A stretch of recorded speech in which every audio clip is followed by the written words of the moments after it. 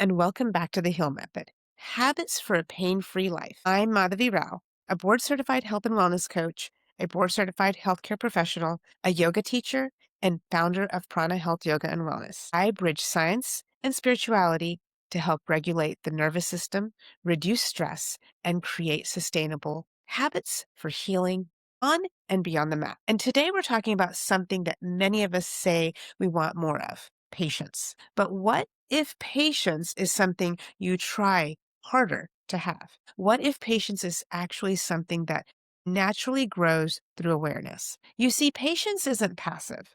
When most people think about patience, they think about waiting calmly, waiting quietly. But true patience is deeper than that, my friends. Patience is presence.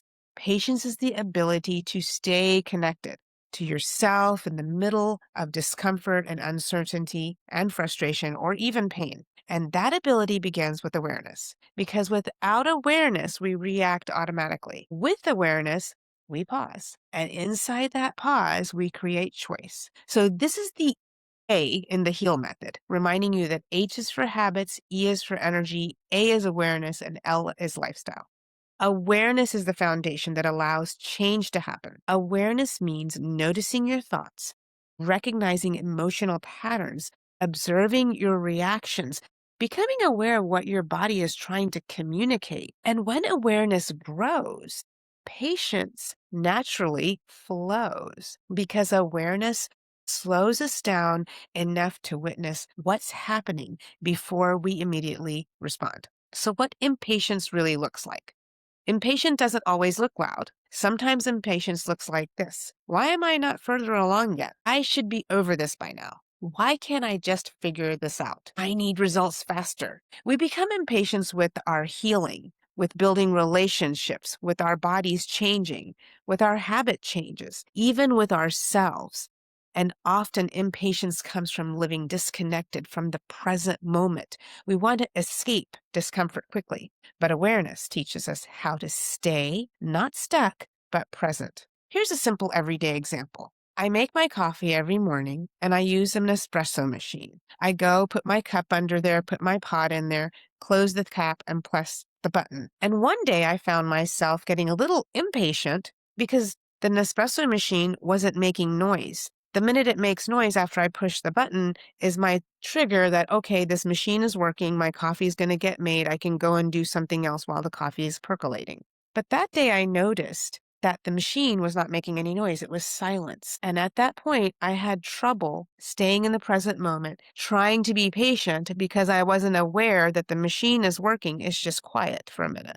Normally, I walk away to go get my supplements, but today, or this morning actually, when this happened, I started pressing the button multiple times because I was impatient. I wanted immediate results. I wanted my coffee yesterday. And that's when I realized if I keep pushing this button because I'm impatient, I'm actually going to lock the machine up. I'm probably going to ruin it. So what I did is I pressed the button this time, walked away to go get my supplements, and wouldn't you know it, by the time I came back, the machine started making this little noise and it started creating my coffee. This is where I made that connection. So just think about it for a moment. The last time you were triggered, maybe for you, someone said something that upset you. Without awareness, you react immediately, like me pressing the Nespresso button multiple times. For you, maybe your body tightened, your breath shortened, maybe your emotions take over. However, with awareness, we're going to notice that the chest feels tight. I'm clenching my jaw. I'm getting reactive. And suddenly there's space. And then we begin to breathe and we pause. And in that moment, patience appears, not because we forced it, but because awareness interrupted the automatic reaction. And for me, when I noticed that I was getting impatient by pressing the Nespresso button multiple times, when I took that moment to just breathe and soften my chest, soften my breath, allow myself to step away from the machine to go do something else while the machine was trying to do its thing. That is where we build awareness. So here is the connection to the nervous system. When we're dysregulated, the body wants immediate relief.